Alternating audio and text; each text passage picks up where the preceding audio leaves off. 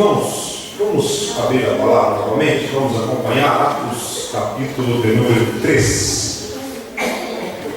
Atos, capítulo de número 3. É o texto que nós vamos tomar por meditação aqui esta noite. Atos, capítulo de número 3.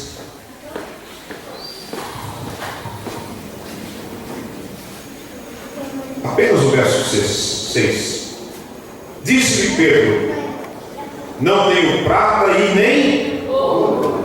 Não tenho prata e nem ouro. Mas o que eu tenho, isso eu te dou. Em nome de Jesus. Em nome de Jesus Cristo. O Nazareno, levanta e anda.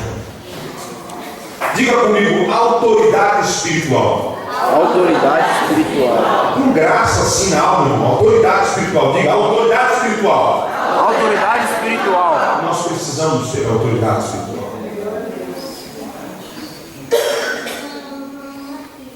Os milagres que aconteceram na vida, através da vida de Jesus, foram milagres extraordinários. Os milagres que aconteceram através das mãos de Jesus, através da saliva de Jesus, milagres que aconteceram pela palavra de Jesus, foram milagres extraordinários. E Jesus disse em sua palavra que obras maiores do que a que ele fez, nós também faremos. Mas pastor, eu não creio nisso. Em Hebreus 13:8 está dizendo: Jesus Cristo é o mesmo ontem, hoje e eternamente. Tem muita diferença de você apresentar alguém em oração e você orar por alguém. Apresentar alguém em oração fala-nos de intercessão.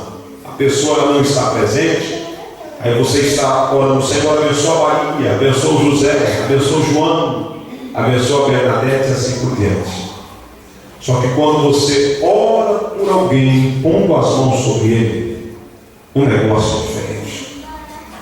O texto que nós estamos lendo aqui essa noite, Atos dos Apóstolos, para você que nunca ouviu falar sobre Atos dos Apóstolos, nós cremos que esse texto ele tem um início, mas o final dele aqui teve por uma ordem canônica, ele teve que ser encerrado falando sobre a história de Paulo.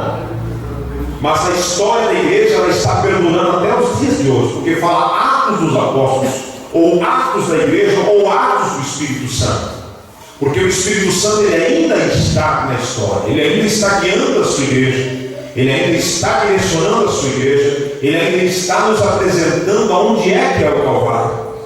E Atos dos Apóstolos ele é um livro escrito para narrar de fato o princípio do Evangelho. Todos nós, quando vamos estudar a história da igreja, o princípio da história, começamos com Cristo, um pouco de conhecimento do mundo do Novo Testamento, mas é Atos dos Apóstolos que vai de fato bater o martelo e falar: não, é aqui que começa a história. Quando você vê o Atos dos Apóstolos, você vê que o homem que escreve Atos dos Apóstolos, ele não é discípulo de Jesus. Lucas não foi discípulo de Jesus, ele era um médico. Só que o andar dele com Paulo lhe deu o direito dele escrever essa carta a um homem chamado Teófilo, ou como muitos consideram um amigo de Deus.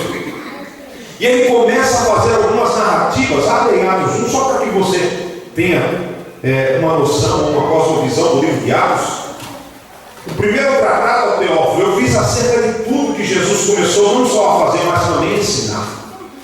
Eu fiz lá uma apanhada, eu fiz tudo que podia ser feito. Eu fiz uma breve pesquisa até o dia em que ele foi recebido no céu, depois de ter dado o mandamento pelo Espírito Santo com os apóstolos que os acolheram, aos quais também, depois de ter padecido, se apresentou vivo de formas infalíveis, sendo visto por eles no espaço de 40 dias do que falava a respeito do reino de Deus.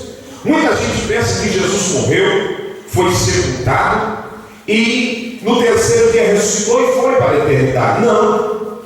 O texto está dizendo que ele provou de forma infalível que havia ressuscitado no espaço de 40 dias. Depois ele foi assunto aos céus. É no momento, no 40º dia, que ele chega aos seus discípulos e diz: olha, ficai em Jerusalém, até que do alto sejais revestidos de poder. Ficai em Jerusalém, até que do alto sejais revestidos de poder. Parafraseando o texto aqui: ficai em Jerusalém, até que vocês recebam a incumbência, até que vocês recebam a autoridade espiritual para poder fazer a obra de Deus.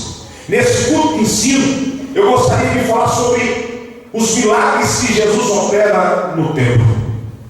E a autoridade espiritual é algo que eu e você precisamos buscar da parte de Deus. Pastor, o que é isso? Eu tenho que ter autoridade espiritual. Como representante legal de Cristo na terra, demônios têm que submeter pela palavra do nome de Jesus, enfermidade tem que submeter em nome de Jesus, quaisquer que for o levante de Satanás tem que bater em retirada no nome de Jesus. Se você concorda comigo, levante a sua mão e dá glória a Deus aí. O texto está dizendo, no verso número 8 de Atos 1, dizendo: ao descer sobre vós o Espírito Santo, vocês serão minhas testemunhas. Uma testemunha, ela tem que testificar aquilo que ela viu ou aquilo que ela presenciou. Não tem como uma pessoa testemunhar apenas de ouvir falar, não tem como. Até mesmo Jó, antes de conhecer a Deus, ele fala: antes eu somente ouvia falar de ti, mas agora eu te conheço, agora eu sei quem é o Senhor. E meu irmão, para conhecer Jesus de fato, eu tenho que buscar a sua presença. Para se ter de fato a presença do Espírito Santo ao meu lado todo o tempo, eu tenho que buscar a presença do Espírito Santo. E o texto está nos dizendo que os seus discípulos, eles ficam então aguardando este momento. Quando Jesus é assunto aos céus no momento da ascensão, a palavra do Senhor nos diz que eles começam então a ir a um local de oração chamado cenáculo. E nesse cenáculo eles começam a buscar a presença do Espírito Santo, começam a invocar a presença do Espírito Santo. Então passou o 41º dia, o 42º dia, 6 horas da manhã, quando não se havia a leitura da lei, havia então uma busca, ou uma intercessão, ou uma oração, como você queira chamar. Eles começaram a buscar a presença do Espírito Santo. Então se passam 49 dias, e eles já sabem, há rumores que haverá uma grande festa em Jerusalém, chamada Festa do Pentecostes. Diga comigo: festa de Pentecostes. Por que festa de Pentecostes? A palavra Pentecostes significa 50, porque era uma festa realizada 50 dias após a Páscoa. Então ocorria a Páscoa, daí a 50 dias acontecia então essa festa, que era conhecida como festa da primícia. Todo mundo levava uma porção da terra para apresentar em oferta a Deus. E a palavra nos diz que, cumprindo-se então o dia de Pentecostes, toda a igreja do Senhor estava reunido, buscando a presença do Espírito Santo. Estavam clamando a presença do Senhor, quando aproximadamente 8 horas da manhã, a palavra do Senhor nos diz em Atos capítulo 2 que um vento veemente e impetuoso, ele entra por dentro da casa, ele começa a entrar no meio da casa de oração, onde eles estavam no meio do cenáculo, e foram ouvidas e vistas por eles línguas repartidas como que de fogo, aos quais pousavam sobre cada um deles. Meu irmão, imagina comigo aqui, só um pouquinho aqui, como é que não tem sido feito aquele culto, como é que não foi aquele culto abençoado, o porteiro começar a falar em línguas estranhas, o segundo irmão da retaguarda do porteiro ouvir falar em línguas estranhas. Daqui a pouco, irmão, mais de 120 pessoas estão glorificando e exaltando a presença do Espírito Santo, falando em mistério com Deus, e começa então a ecoar por toda a Jerusalém aquilo que estava acontecendo ali no cenáculo. Lá em Jerusalém estava ocorrendo uma grande festa, a festa do Pentecostes. Todo mundo no templo está oferecendo a sua oferta, mas lá em cima havia homens e mulheres de Deus invocando a primícia do Espírito para que fosse derramado na face da terra. Aqueles homens estavam buscando a autoridade espiritual sobre as suas vidas, de maneiras que, quando a palavra foi ecoada, os homens correm então em direção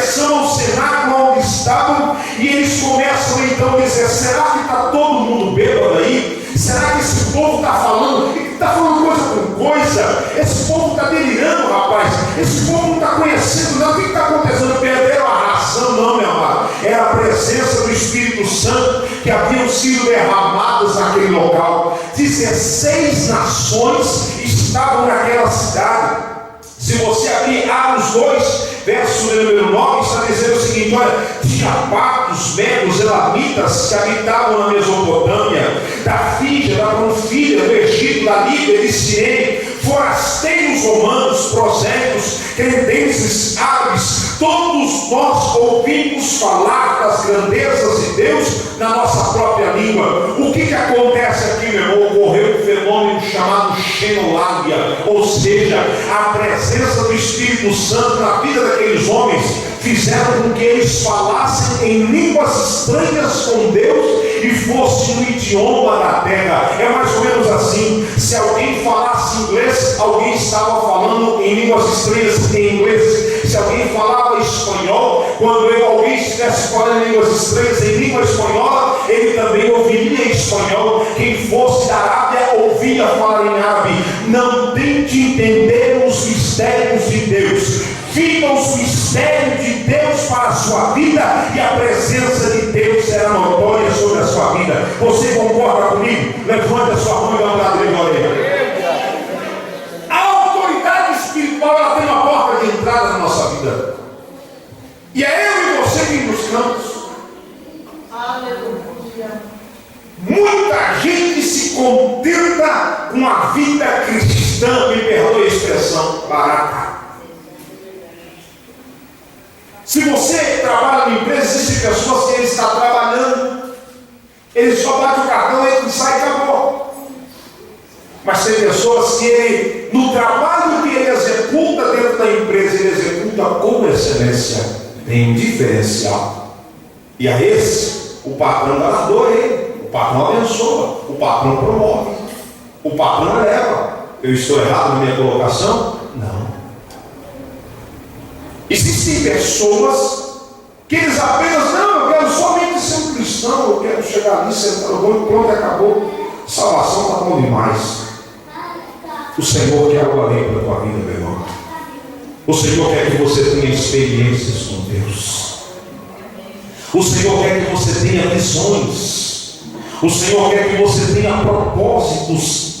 O Senhor quer te usar na obra dele. E às vezes nós começamos a colocar paradigmas. Não, eu não posso, eu não tenho condições, eu não sou ninguém. Quem sou eu? Quem sou eu? Você é instrumento na mão de Deus. Deus te chamou e tem uma grande obra para executar através da tua vida. Pense você, não, eu nasci aqui nessa igreja, eu tenho mais de 30 anos, vou morrer sentado aqui nesse banco, não vai não. Se você tinha esse pensamento, você perdeu. Pode ser no 31º ano que você vai colocar um propósito firme na presença de Deus. No 31º ano de vida cristã aqui nesse local, Deus vai começar a te usar de uma forma tremenda. Deus vai te usar em línguas estranhas. Deus vai te usar no poder da revelação. Deus vai te usar no poder da palavra, no poder da profecia. Quando você adora a Deus, você não adorará de qualquer forma. Deus te usará de forma tremenda para que vidas sejam abençoadas através do seu louvor. A nossa vida cristã tem que ser uma vida cristã comprometida com os propósitos de Deus. Quando Pedro está ouvindo falar, está todo mundo bêbado aqui? Ah, meu irmão, Pedro, que tinha negado Jesus, sim, ele. Pedro que tentou de todas as formas se esquivar de ser contado um dos 12. Ele tentou se afastar para não morrer junto com Jesus à noite, na tarde da crucificação, na manhã, na madrugada, em que se fazia o terceiro dia. O que acontece, pastor? Ele tenta se esquivar, ele aparece aqui no texto. Capítulo 2, verso 14, está dizendo: então, se colocando em pé com os 11, levantou a sua voz e disse: homens judeus, todos vós que habitais em Jerusalém, isso seja notório, escutai as minhas palavras. Esses homens não estão bêbados 9 horas da manhã. 9 horas da manhã não é costume que uma pessoa anda cheia de mofo na rua. Não é comum. Isso aqui é o que foi dito pelo profeta Joel, no capítulo 2, verso de número 28, que nos últimos dias, diz o Senhor, eu derramarei do meu Espírito sobre toda a carne.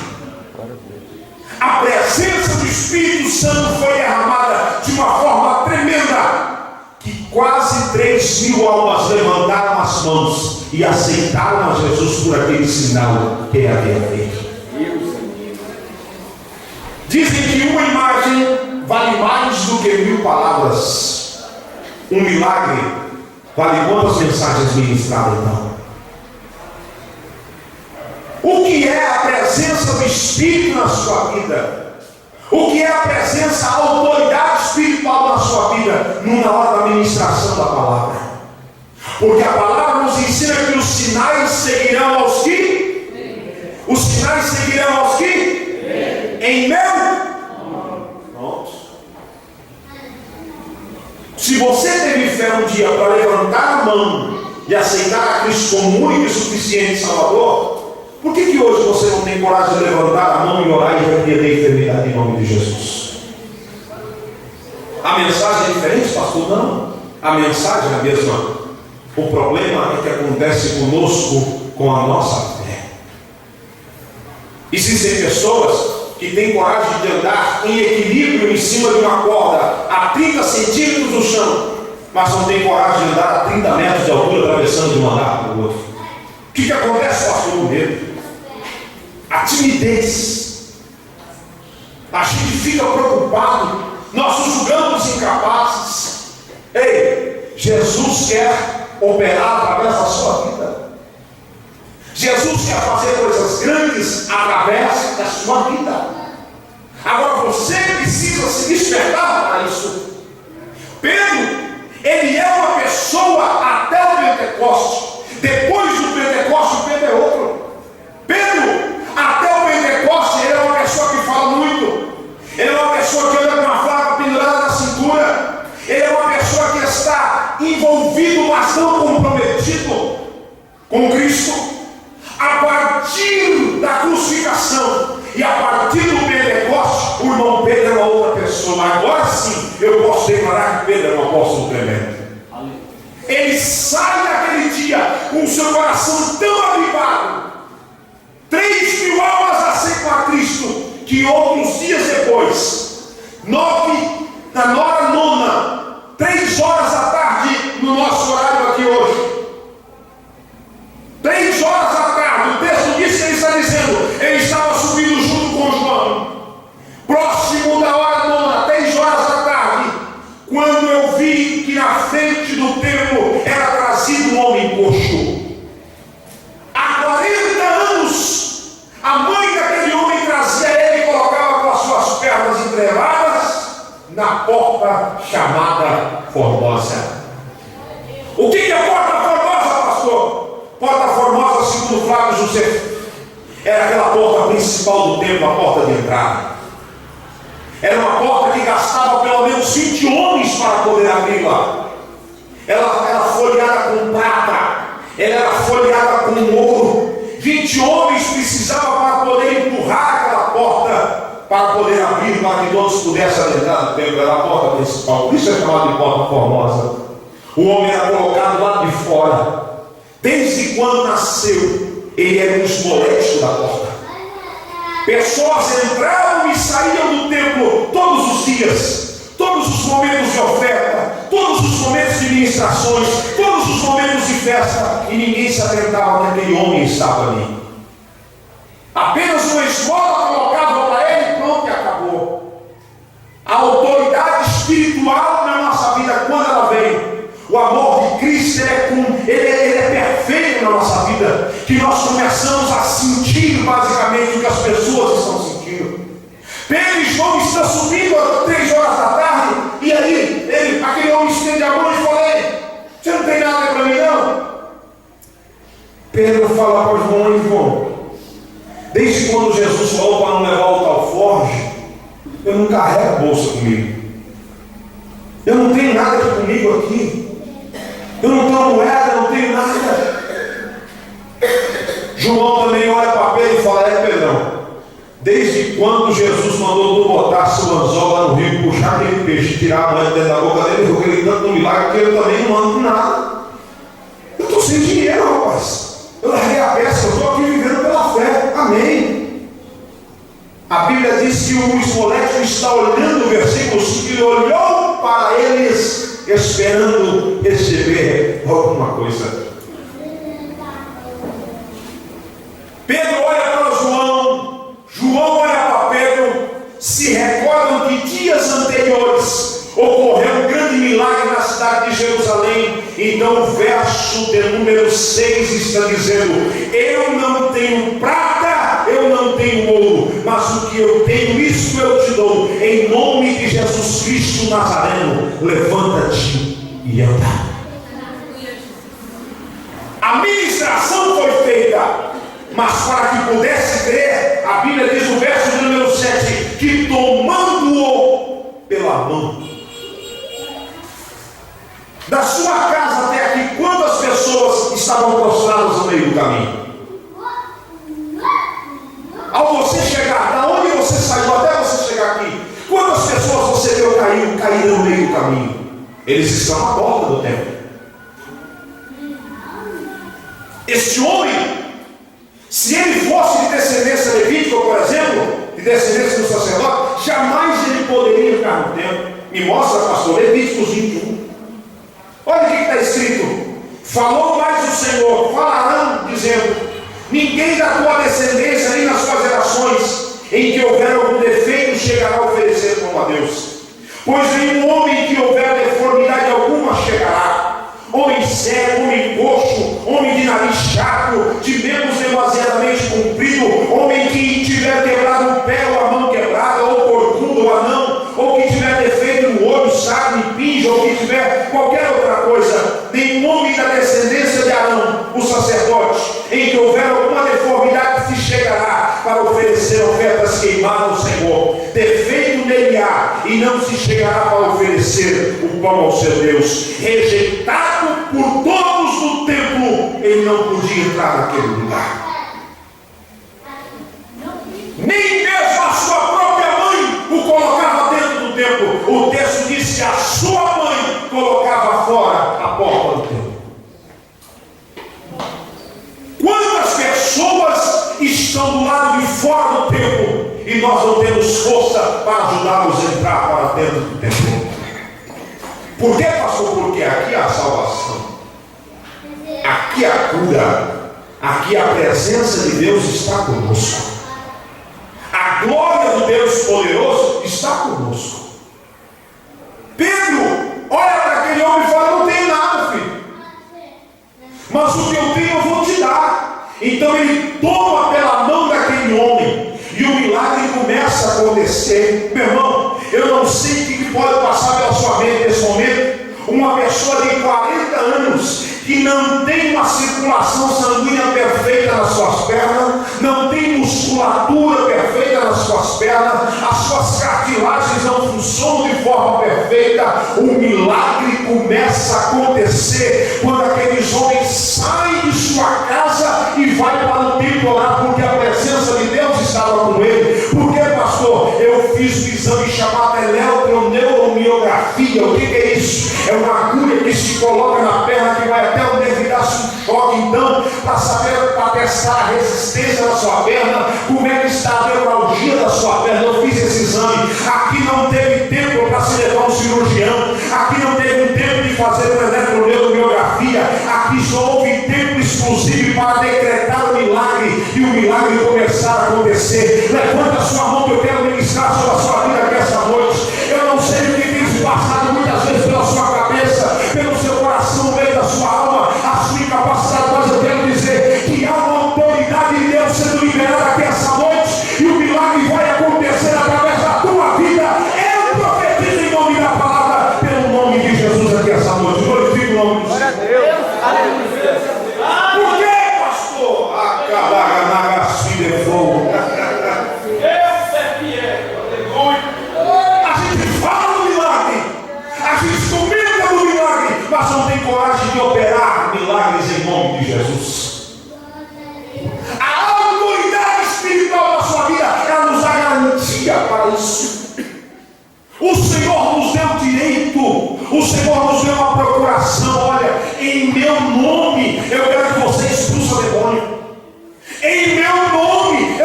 você cura enfermo. Em meu nome alguém pode chegar com veneno e falar para você: toma. Você pode, se você não souber, porque se você souber, você está tentando a Deus. Mas alguém pode chegar com algo para envenenar você, você pode, ó, e nada lhe fará dano algum. Glória a Deus.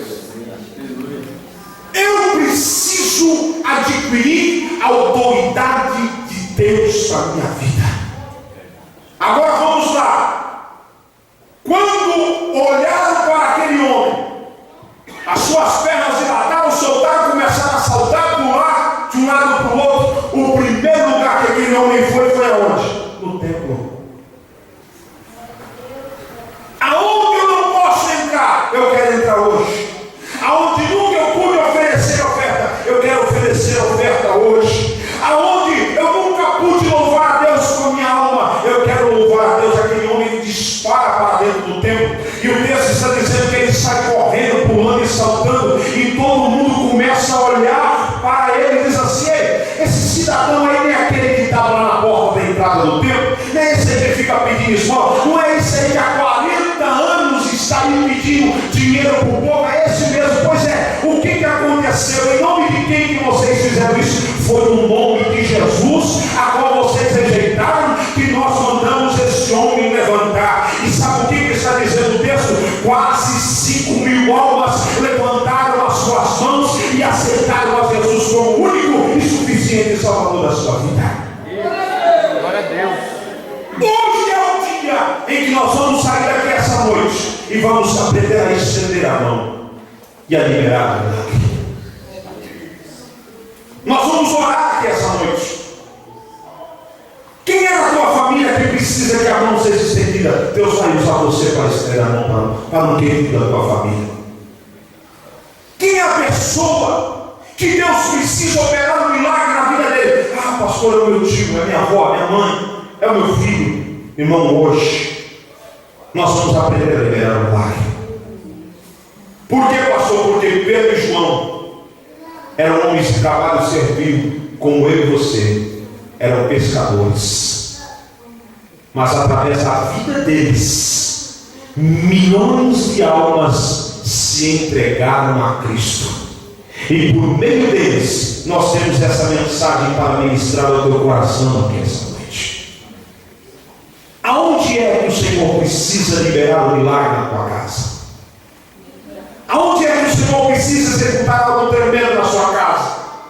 Eu quero que você entenda que há uma autoridade espiritual sobre a sua vida. Então, a partir de hoje, você que não sabia, você aprendeu essa noite. Mantenha uma vida de comunhão com Deus. Eu já expliquei isso aqui no nosso curso de ensino. Quando a gente é namorado e quer ganhar a moça, você chega lá todo dia com alguma surpresinha. Você chega lá com um bombom. Você chega lá com uma bala doce. Na roça, desculpa, bala doce que fala na roça. Você chega lá com uma bala para ela, uma bala house, não é isso? Você chega lá com uma cesta de flores, uma cesta de café da manhã, do aniversário, para agradar. Você quer conquistar. Você quer se aproximar daquela pessoa. Como é que a gente se aproxima do Senhor, pastor? Você se aproxima no jejum. Você se aproxima na oração. Você se aproxima na meditação da palavra. O mundo hoje está oferecendo tanto conforto, tanto entretenimento para nós, que muita gente daqui uns dias vai até esquecer que existe um Deus. É isso, pastor, olha o que eu estou te falando. Ah, eu posso criar tudo. Eu posso fazer o que eu quero. A engenharia consegue projetar tudo. Eu consigo fazer tudo de dentro da minha casa. Eu consigo pagar a conta do banco de dentro da minha casa. Eu consigo resolver problemas de dentro da minha casa. Eu consigo falar com pessoas do outro lado do mundo de dentro da minha casa. Eu não preciso de nada. Eu tenho tudo ao meu dispor, apenas um toque. Tudo. Sim, claro. Concordo com você. Mas nós temos um Deus que está acima de todas as coisas. Que retira a depressão que a tecnologia não consegue retirar.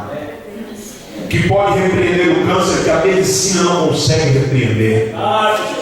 Que pode curar enfermidades terríveis que a ciência quebra a cabeça e não consegue. A ciência não consegue, mas tem um Deus que só basta um toque da sua palavra e o milagre é liberado. Se você quer, fica de pé, que eu quero orar por você.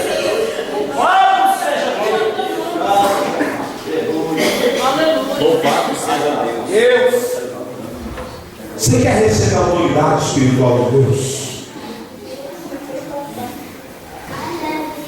Por que, pastor? Porque o Senhor diz em sua palavra que aquele que pede, ele recebe. Nós estamos dispostos a pagar o preço para ter intimidade com Deus, para ter uma autoridade espiritual sobre as nossas vidas? Sim, pastor, eu estou disposto diante de Deus. Não dá. Então, a partir de hoje, nas 24 horas do seu dia, você vai chegar na sua casa e você vai reservar o seu tempo para a oração.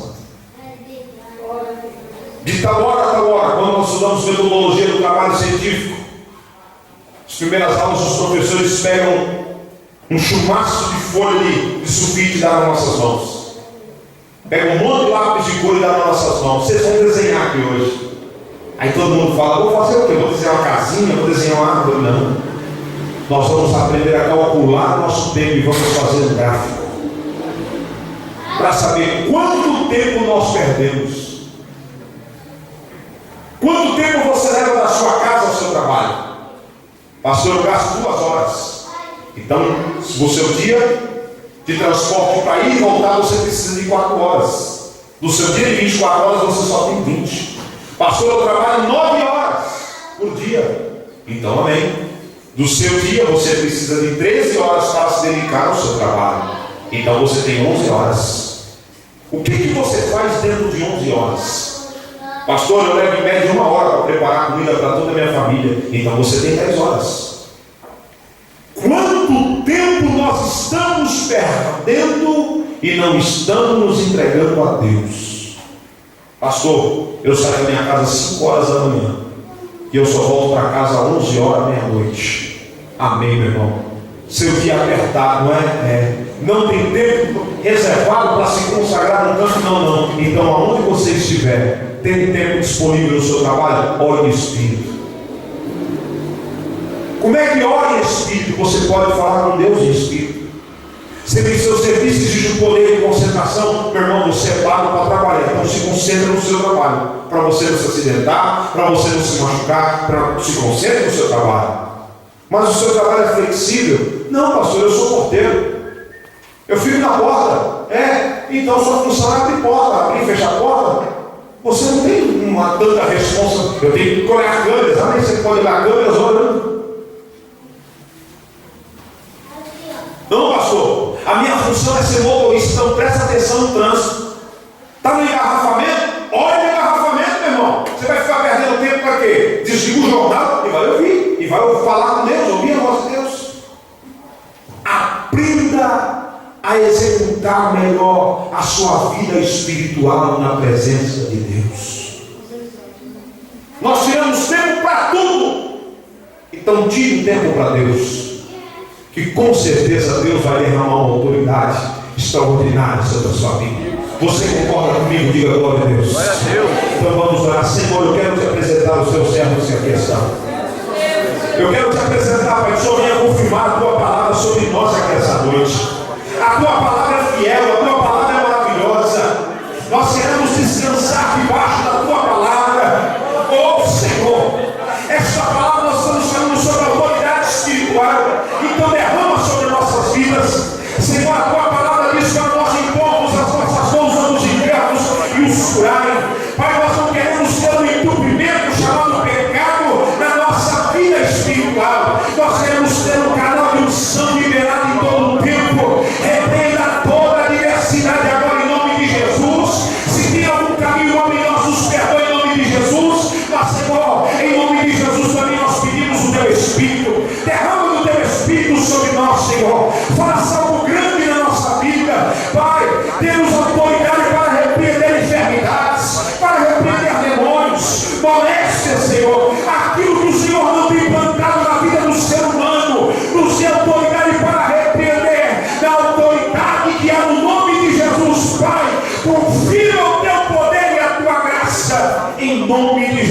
nós te agradecemos. Amém.